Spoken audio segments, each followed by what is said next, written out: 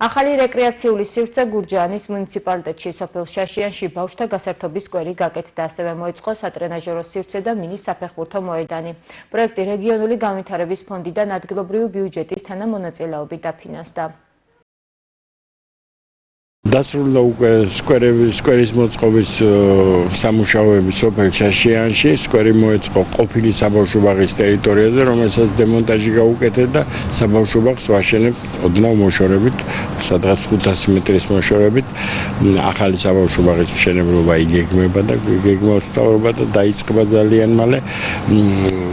სკვერის რეაბილიტაცია დამთავრდა, მოეწყო ახალი სკვერი, მოეწყო მინი მოედანი, ბავშვთა გასართობის სივრცე, სატრენაჟერო სივრცე, ადგილობრივმა და ადგილობრივმა სპორტის მოყვარულებმა თავიანთი ინიციატივით მოაწყეს იქ საჭიდაო გრანდიოზული მოსაწყობი პატარა სივრცე, პატარა მოედანი, ოღონდ ეს თვითონ მოაწეს, რა თქმა უნდა ჩვენ მივეხმარეთ, მაგრამ ძირითადად იდეაც მათი იყო და სამუშაოებში ძალიან დიდი წვლილი შეიტანეს.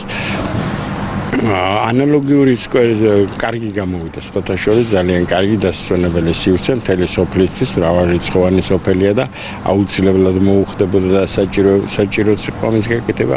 ანალოგიურად სკვერები მთავრდება ეხლა უკვე 70% სამუშაოების დასრულებულია სოფელ კარდენახში, იქაც ეწყობა როგორც საფეხბურთო სივრცე, ასევე ბავშვთა მოსასვენებელი სივრცე, სატრენაჟერო სივრცე, ოღონდ სხვადასხვა ლოკაციებზე.